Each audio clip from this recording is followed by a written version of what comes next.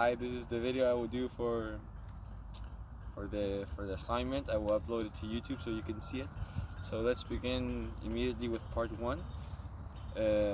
Here I'm asked to do an overview of each article of the Constitution without going fully into the powers that each article provides to each branch. So first we have Article 1, which constitutes the legislative branch. Here it says that all legislative powers shall have to be given to the Congress of the United States, which consists of the Senate and the House of Representatives. That's section 1. In section 2, we state some requirements for the House of Representatives. It has to be composed of members chosen every second year. Every 2 years we have elections by the people who live in the states, and the lecture, and they have to have a qualification. The qualifications of being older than 25 years old, be a citizen for 7 years, and they have to live in the state where they are going to be chosen.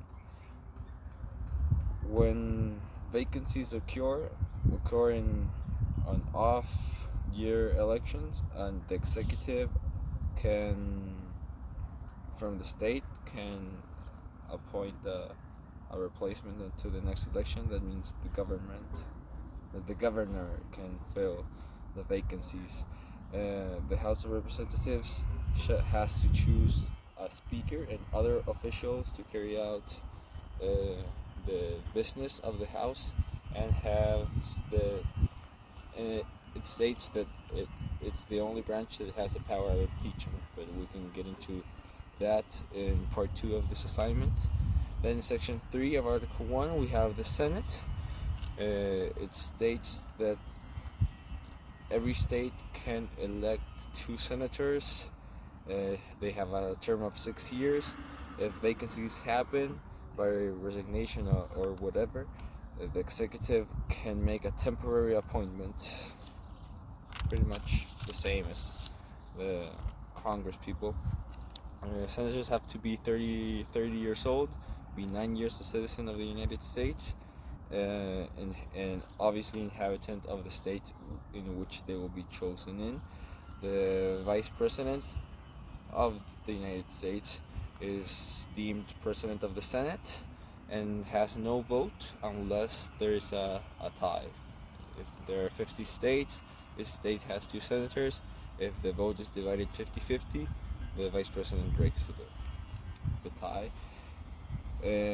When the Vice President is not there, there will be a President pro tempore that will conduct the role of President of the Senate. The Senate States is the only body that can try impeachment. Also, it says here that the Chief Justice has to preside over the trying of the impeachment, and the person has to be convicted with the concurrence of 2/3 of the members present in the Senate chamber. Then we have each house can determine the rules of its proceedings, punish its members, and with the concurrence of 2/3 expel a member. They shall, in all cases except treason, the Congress people can be how do you say this in English? Cannot be arrested.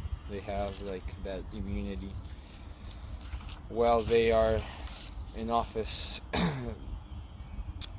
Then we also have that all bills for raising revenue have to originate in the House of Representatives.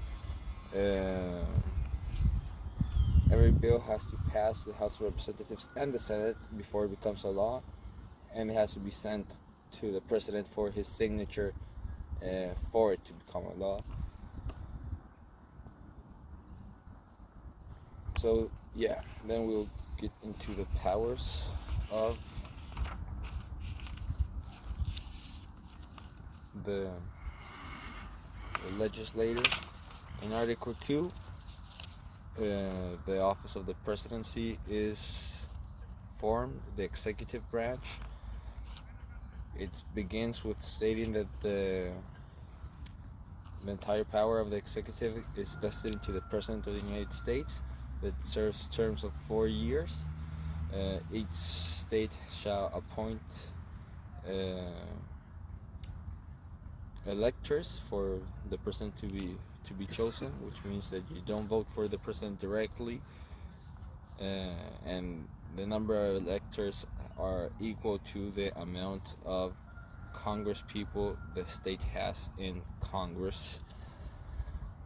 And obviously the president, the person who has the most amount of votes, of electoral votes, becomes the president of the United States.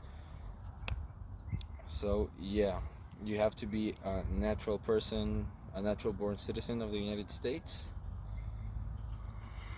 for you to be eligible for the job. 30 years old. Also, the requirements are the same for the vice president, obviously, because if anything happens to the president, he or she becomes the president, so they have to meet the requirements as well.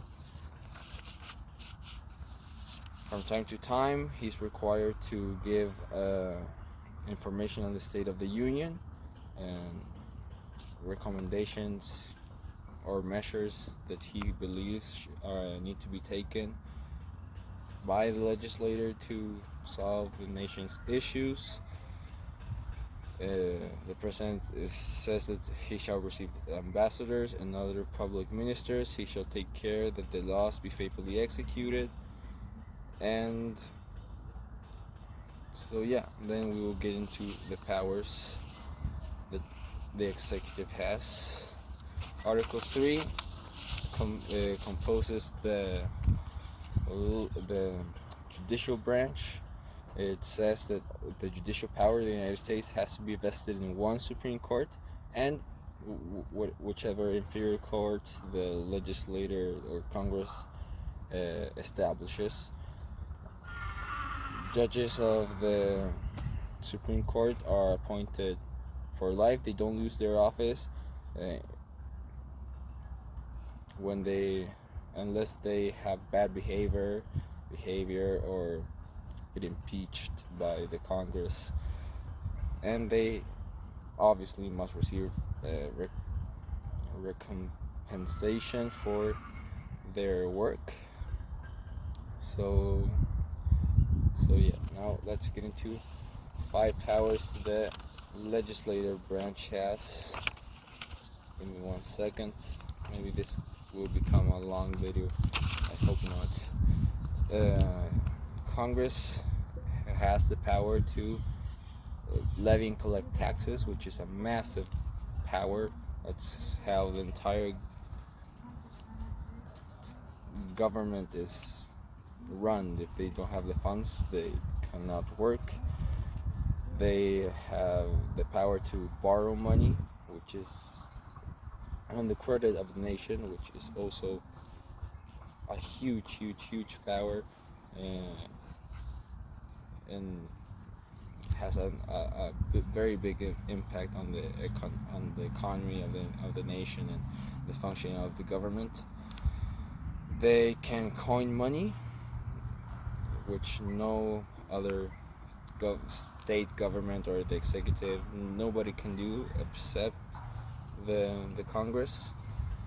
They can regulate commerce between the other nations and even the member states and the Indian tribes, it says here, but that's not very relevant these days. They can establish a post office and post roads, and they can constitute inferior tribunals to the Supreme Court, also a massive power that has a massive impact on the judicial system and the law in the nation. They have to provide to maintain a navy, and above that, they are the only ones that can declare war. I don't even have to get into why that's so significant. I believe I have already mentioned 5 powers, but in case I haven't, they are the only ones who can raise and support an army. The states can't have an army. So yeah, I believe I have said 5 powers there. Article 2, the executive. Give me 1 second. Sorry. The president has the power of being commander-in-chief of the army and navy of the United States, and the militia of several states. The states can constitute militias. The president is the supreme commander of all those armed forces. The president also has the power to grant reprieves and pardons for offenses against the United States, except in cases of impeachment. The president has the power, by and with the advice and consent of the Senate, to make treaties. The Senate has to approve it, but the president has the power to make the treaties. The president has the power to nominate. Also needs the consent of the Congress, but can appoint ambassadors, public ministers, judges, and that's a massive power, because staff is policy is power. If the president can appoint the people that manage the power, it's huge. The president also has the power to veto bills. If the Congress passes a law, the president doesn't like it, he can veto it. And the president can also push and introduce legislation into the Congress. He has massive influence on the legislative process, so that's huge as well. Then for a few powers for 3 powers, I believe I gave 5 powers on the presidency. For a few powers on the judicial branch, in Article 3, the judiciary has the judicial power extends to all cases of a law. So first, they can determine the constitutionality of legislation by judicial review. They can review any legislation and deem it constitutional, unconstitutional. Amazingly, the judiciary also has the power to indirectly modify the Constitution, because even though something may be unconstitutional, I will provide a crazy example, like a city council impeaches the president, which says clearly in this Constitution that only Congress can do. But if the Supreme Court, by some crazy estimate, decides that it is constitutional for the city council of Washington D.C. to impeach the president, but now that power exists and they modify the Constitution. The Supreme Court is capable of changing the Constitution, and the judicial, and for a 3rd power, the judicial branch can have massive influence on foreign relations, because here it states clearly that the Supreme Court has primary jurisdiction on international treaties and things of that sort. So that would be the third power of the judiciary. Now for a problem, a constitutional issue we have in the United States nowadays with big tech is that, like, platforms like Facebook, Twitter, Instagram no, Instagram is part of Facebook, but Facebook, Twitter, uh, control the there are corporations that control the platforms in which we express ourselves, and the First Amendment explicitly says that we have a right to free speech. So, and sometimes we have seen instances in which these big tech companies have silenced certain types of speech.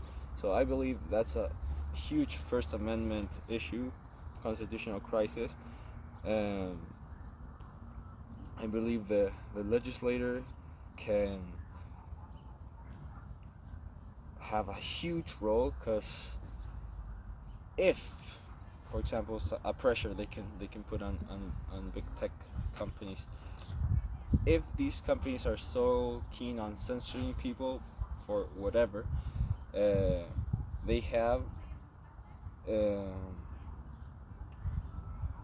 an immunity that was granted by Congress called Section 230 that allows for these corporations not to be liable for whatever is said on their platforms. If I call for treason against the United States, which is a type of speech that is illegal, Facebook can't be held accountable for it.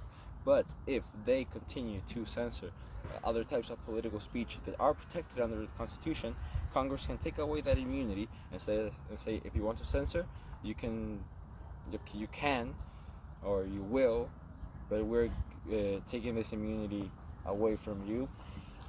So that will pressure these companies not to continue censoring, because the consequences could be deadly for them. Then we have the executive. The executive can push lawsuits by the how do you say this in English? The Department of Justice, which is under the executive, the president. So we said the president has the power to appoint people. He can appoint an attorney general that will defend free speech, the First Amendment. Congress also has a role to play there. They have to approve the appointment of the attorney general and allow him to work independently against these censorious impulses that big tech has, making sure the current law is followed. And then we have the judiciary that has to pretty much continue to do what it has been doing the past few years. It has upheld the First Amendment in mostly every First Amendment case that comes before them lately. They have upholded the right of free speech. So they have to continue with that trend. If the Attorney General comes with a lawsuit, let's say the Congress removes Section 230, these platforms are liable for whatever anybody says on them. The Attorney General then goes after these big tech companies because they don't have this immunity with them anymore. The lawsuit gets up to the Supreme Court, and the Supreme Court has to rule accordingly. Here I have tied up what the legislature has to do, what the executive has to do, and what the judiciary has to do to solve this very important issue. So I believe this wraps up my assignment.